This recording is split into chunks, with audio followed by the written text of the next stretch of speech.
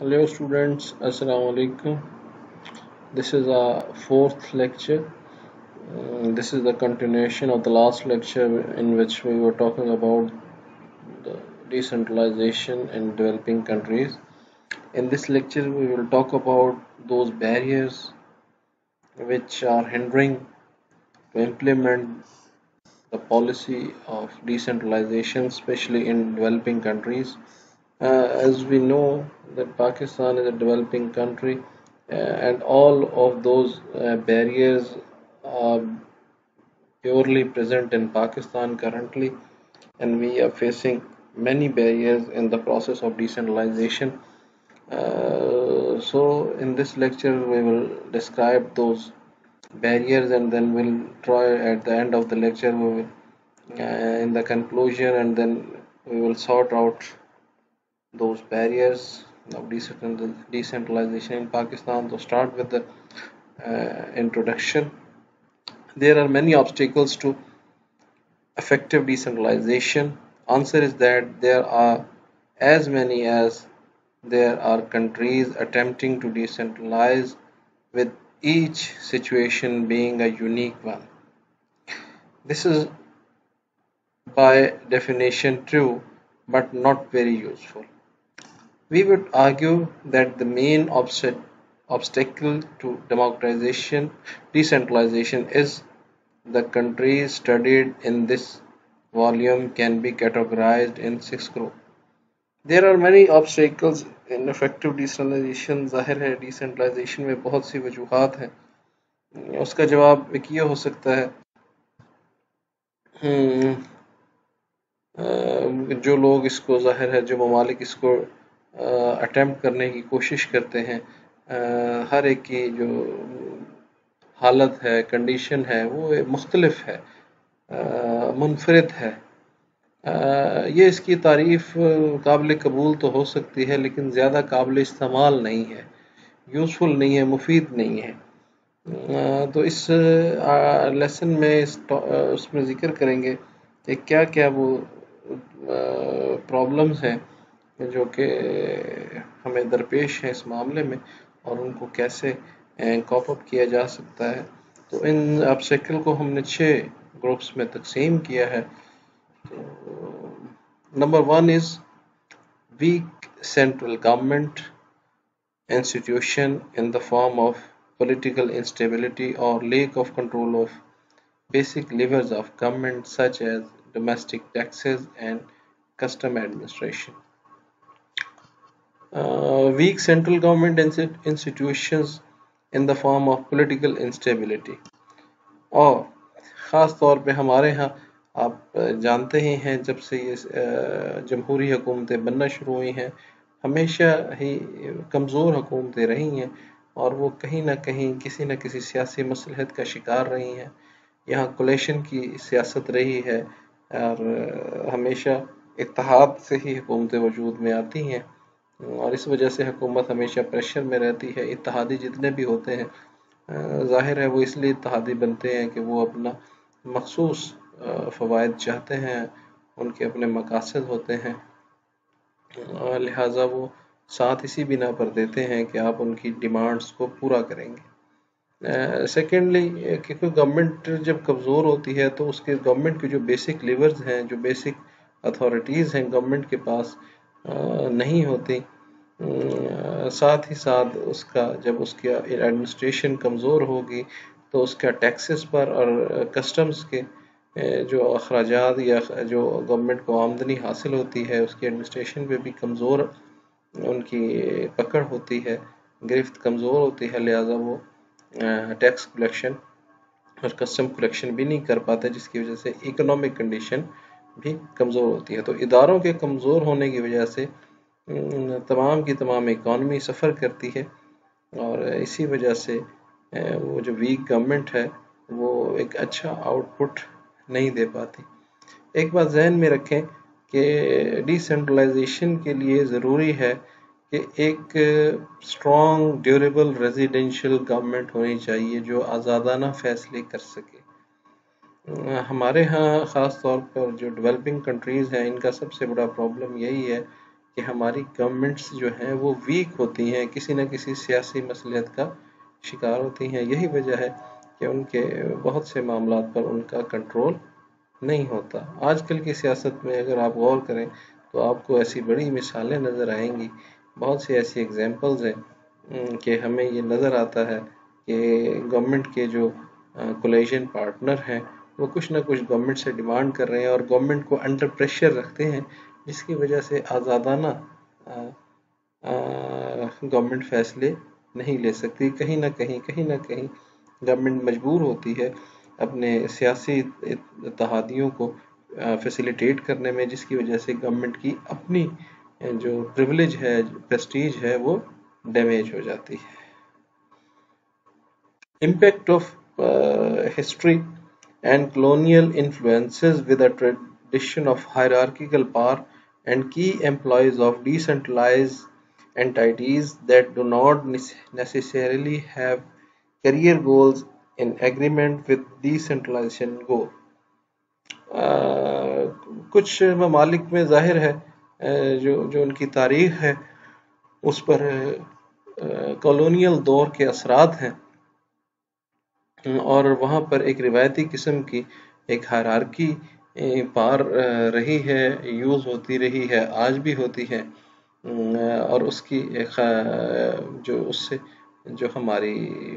ڈیسنٹرلائزڈ انٹائٹیز ہیں وہ خاصی متاثر ہوتی ہیں. جو خاص ڈیسنٹرلائزیشن کی کنڈیشن ہے اس پہ کے لیے بڑا پرابلمٹکس ہیں، اور ساتھ ہی ان لوگوں کا کوئی خاص کیریئر گول نہیں ہوتا جو اس خاص طور پر کالونیل پیریڈ کے جو لوگ تھے ان کا اس علاقے میں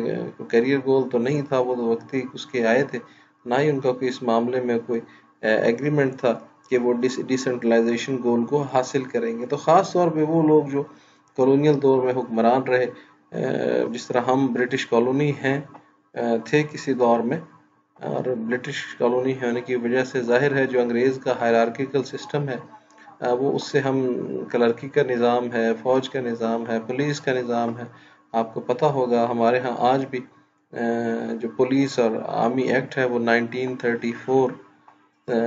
آل انڈین ایکٹ کے تحت چل رہا ہے، خاص طور پہ ہماری پولیس کا نظام، اور ہم اس ہائرارکی سے نہیں اپنی جان چھڑوا پائے ہیں آج تک، اور اسی سسٹم کا شکار ہیں. اور جن لوگوں نے یہ بنایا ہے ظاہر ہے ان کے یہاں پر کوئی گولز نہیں تھے، کوئی ان کی یہاں پر جڑیں نہیں تھی، اور انہوں نے یہ سسٹم، اصل میں یہ system for the time being تھا جو انگریزوں نے اپنے لیے بنایا تھا، اور جب وہ یہاں سے چلے گئے تو ظاہر ہے ہمارا پرابلم یہ ہے کہ ہم اپنا کوئی نیا سسٹم اوریجنیٹ نہیں کر پائے، اور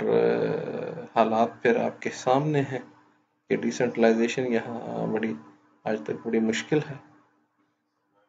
Reluctance of central authorities because of fear of losing political control. Again, a very important thing, and currently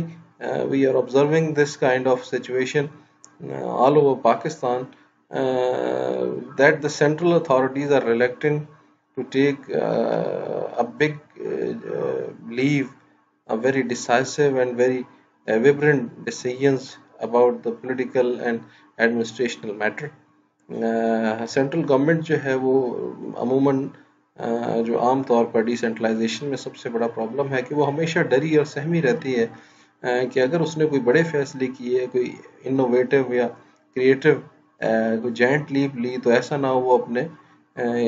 جو سیاسی اس کے کنٹرول ہے، جو سیاسی لوگ ہیں وہ اس کے فیصلوں پہ اپوز کریں. عام طور پر ایک بات نوٹ کریں کہ جتنے بھی ڈیولپنگ کنٹریز ہوتے ہیں ان کی جو لیڈرشپ ہوتی ہے وہ عموماً کمزور ہوتی ہے، اور کیونکہ وہ کمزور ہوتی ہے تو وہ اگر وہ کوئی ایسا فیصلہ کریں، اور خاص طور پہ ان نیشنز میں، ڈیولپنگ نیشنز میں تقریباً ہر لیڈرشپ ہی کہیں نہ کہیں کسی نہ کسی کرپشن میں ملوث ہوتی ہے، اور اس کے معاملات کو اتنے کلیئر نہیں ہوتے. لہٰذا یہ تمام لوگ کیونکہ ایک جیسے ہوتے ہیں تو کوئی کسی دوسرے کو چھیڑتا نہیں، نہ کسی دوسرے کی کرپشن پہ ہاتھ ڈالنے کی کوشش کرتا ہے، کیونکہ اگر یہ ایسا کرنے کی کوشش کریں گے تو یہ اپنی پولیٹیکل جو پوزیشن ہے، پولیٹیکل کنٹرول ہے، اس کو لوز کر جائیں گے، اور پولیٹیکل پوزیشن کنٹرول لوز کرنے سے ظاہر ہے جب اقتدار ایک دفعہ ہاتھ سے چلا جائے تو پھر وہ دوبارہ نہیں آتا، کیونکہ ان ملکوں میں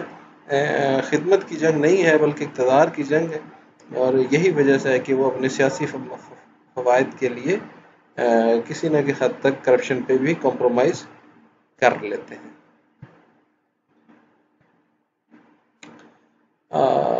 The imperative of union preserving federalism, where genuine decentralization never was meant to work, but rather it is used as political decoy to preserve otherwise unsustainable political unions. ان ممالک میں خاص طور پہ، کیونکہ کبھی بھی جو جینون ڈیسنٹرلائزیشن ہے نہ ہی اس کی کبھی چاہت کی جاتی ہے، نہ ہی اس کو نافذ کرنے کی کوشش کی جاتی ہے، بلکہ اس کو استعمال کیا جاتا ہے اپنے سیاسی اثر و رسوخ کے لیے، اور اپنی ایک کمزور پولیٹیکل یونینز کو، پولیٹیکل الائز کو بچانے کے لیے، سیاسی اتحادیوں کو بچانے کے لیے، اور کبھی بھی اس کا مقصد کوئی کریٹو یا انوویٹو ڈیسنٹرلائزیشن کا نہیں ہوتا، صرف اپنا مخصوص مفادات دیکھتے ہیں کہ ہماری سیاسی جو ساکھ ہے وہ بچی رہے، اور بجائے اس کے کہ گورنمنٹ کا یا نیشن کا سوچیں، وہ پولیٹیکل یونین کا سوچتے ہیں کہ کل آنے والے دور میں ہم نے کس طرح چیزوں کو ٹیکل کرنا ہے، کس طرح اپنے پولیٹیکل پاور کو بڑھانا ہے، بجائے اس کی کہ ڈیسنٹرلائز کریں کچھ ایسے معاملات ہیں۔ سب سے اہم بات یہ کہ لوگوں میں ایک سیاسی جماعتوں میں ایک سب سے بڑا پرابلم یہی ہے کہ وہ اپنے اختیار کو ہاتھ سے نہیں جانا چاہتے۔ اگر آپ اس کی مثال خاص طور پہ دیکھ لیں کہ پاکستان میں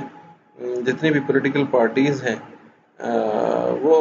کبھی بھی اپنی جو پولیٹیکل پارٹیز کے ہیڈ ہیں وہاں پہ آپ دیکھ لیں کہ موروث سیاست ہے، اور وہ کبھی بھی پارٹی ہیڈ اپنی فیملی سے باہر نہیں جانے دیتے۔ تو اس کی سب سے بڑی ظاہر ہے ڈیسنٹرلائزیشن کا تو مقصد ہی یہی ہے کہ وہاں پر کوئی موروثی سیاست نہیں ہوگی،